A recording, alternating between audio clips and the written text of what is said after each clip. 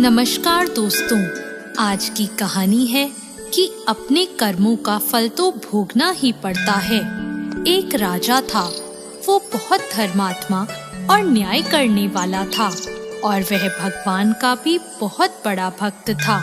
उसने ठाकुर जी का मंदिर बनवाया और एक ब्राह्मण को उसका पुजारी नियुक्त किया। वह ब्राह्मण बहुत ही अच्छा और धर्मात्मा था। वह राजा से कभी भी कुछ नहीं मांगता था। उसके स्वभाव पर राजा भी बहुत प्रसन्न थे और उसे राज मंदिर में पूजा करते हुए 20 वर्ष हो गए थे। उसने कभी राजा से किसी प्रकार का कोई प्रश्न नहीं किया। फिर एक बार राजा को एक पुत्र पैदा हुआ। उसने उसे पढ़ा लिखा कर बहुत विद्वान बनाया और उसकी शादी एक सुंदर राजकन्या से करा दी। शादी की रात को राजकन्या को नींद नहीं आई और वह इधर उधर घूमने लगी। जब वह अपने पति के पलंग के पास आई तो उसने देखा कि हीरे जवाहरात से जड़ी एक तलवार वहां रखी है। उसने उस तलवार को मयान से बाहर निकाला तो वह तलवार बिजली के समान चमकने लगी। यह देखकर वह डर गई और डर के मारे वह तलवार उसकी हाथ से छूटकर राजकुमार की गर्दन पर जा गिरी और राजकुमार का सर कट गया और वह मर गया। वह राजकन्या अपने पति के मरने से बहुत दुखी हुई और वह यह सोचकर बहुत डर गई थी कि अगर मैं सबको सच बताऊंगी तो कोई भी मेरी बात पर विश्वास नहीं करेगा। सुबह होते ही राजकन्या विलाप करने लगी और कहने लगी कि मेरे पति को कोई मार गया। लोग इकट्ठा हो गए और राजा भी आ गया। राजा ने आकर पूछा, किसने मारा है? वह कहने लगी, मैं नहीं जानती वह कौन था, परंतु उसे मैंने ठाकुर जी के मंदिर में जाते हुए देखा है। राजा समेत सभी लोग ठाकुर जी के मंदिर में गए तो उन्होंने ब्राह्मण को वहां पूजा करते हुए देखा। सभी ने उसे पकड़ लिया। ब्राह्मण ने बहुत कहा कि मैंने राजकुमार को नहीं मारा, पर किसी ने उसकी बात नहीं मानी। राजा ने भी बार बार सोचा कि ब्राह्मण निर्दोष हो सकता है, लेकिन सभी के कहने पर राजा ने ब्राह्मण से कहा, मैं तुम्हें प्राण दंड तो नहीं देता, लेकिन जिस हाथ से तुमने मेरे पुत्र को तलवार से मारा है उस हाथ को काटने का आदेश देता हूँ। ऐसा कहकर राजा ने उसका हाथ कटवा दिया और इस पर ब्राह्मण बहुत दुखी हुआ और राजा को अधर्मी मानकर उसका राज्य छोड़कर चला गया। उसने फिर बहुत खोज की कि कोई विद्वान ज्योतिषी मिले तो अपने बिना किसी अपराध हाथ कटने का कारण उनसे पूछूं। फिर उसे काशी में एक विद्वान ज्योतिष मिले। वो ज्योतिष से मिलने उनके घर गया तो वो ज्योतिष वहां नहीं थे। उनकी पत्नी उनकी आलोचना कर रही थी और उन्हें बहुत भला बुरा कह रही थी। थोड़ी देर में वो ज्योतिषी घर आ गए। उनके घर आने के बाद भी उनकी पत्नी उनका तिरस्कार कर रही थी, पर ज्योतिषी चुप रहे और उन्होंने अपनी स्त्री से कुछ भी नहीं कहा। इसके बाद वो अपनी गद्दी पर जाकर बैठ गए। ब्राह्मण को देखकर ज्योतिषी ने कहा, कहिए ब्राह्मण देवता, आपका कैसे आना हुआ?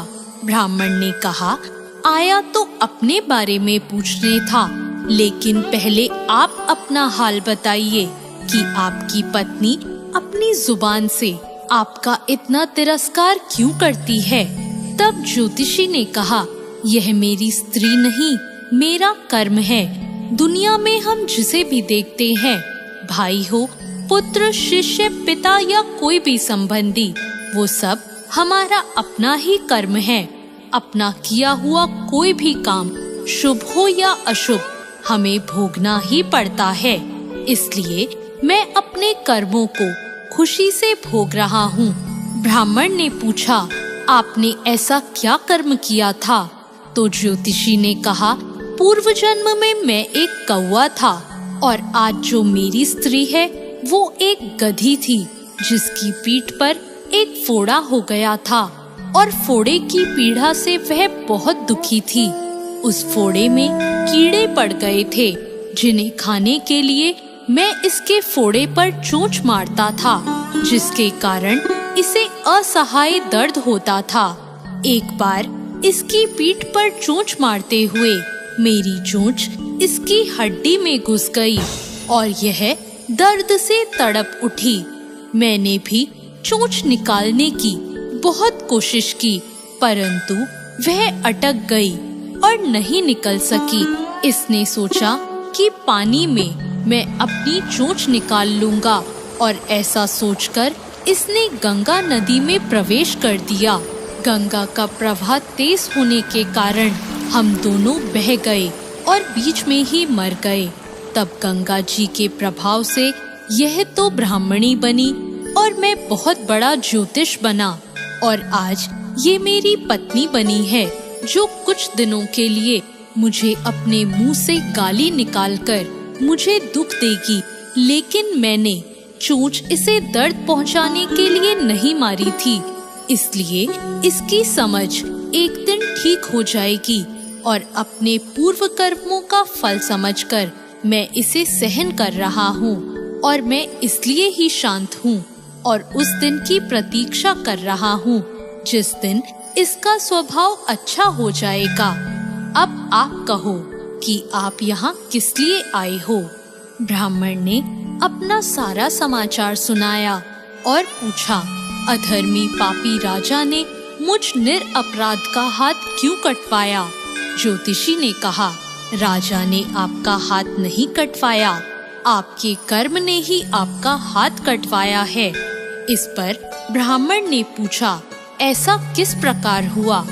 तो ज्योतिषी ने कहा, पूर्व जन्म में आप एक तपस्वी थे और राजकन्या गाय थी तथा राजकुमार एक कसाई था। जब कसाई गाय को मारने लगा तब गाय अपनी जान बचाकर आपके सामने से जंगल में भाग गई। पीछे से कसाई आया और आपसे पूछा कि गाय इधर तो नहीं आई। आपने जिस तरफ गाय गई थी उस तरफ अपने हाथ से इशारा किया तो कसाई ने जाकर उस गाय को मार डाला। इतने में जंगल से एक शेर आया और गाय और कसाई दोनों को खा गया। कसाई को राजकुमार और गाय को राजकन्या का जन्म मिला एवं पूर्व जन्म में किए हुए कर्म ने एक रात्रि के लिए उन दोनों को इकट्ठा किया। क्योंकि कसाई ने गाय को हंसिए से मारा था, इसी कारण राजकन्या के हाथों गलती से ही तलवार गिरने के कारण राजकुमार का सर कट गया और वह मर गया। इस तरह अपना फल देकर कर्म निवृत्त हो गया। और तुमने हाथ का जो इशारा किया था उस पाप कर्म ने ही तुम्हारा हाथ कटवा दिया। इसमें तुम्हारा ही दोष है, किसी और का नहीं। ऐसा सोचकर सुख पूर्वक अपना जीवन व्यतीत करो। दोस्तों, यदि हम इस कर्म सिद्धांत को मान लें और जान लें तो हम किसी भी घोर कर्म का फल भोगते हुए भी दुखी नहीं होंगे। दोस्तों, कैसी लगी आपको आज की ये कहानी? ऐसी और कहानियों के लिए हमारे चैनल भक्ति ज्ञान को सब्सक्राइब करें। धन्यवाद।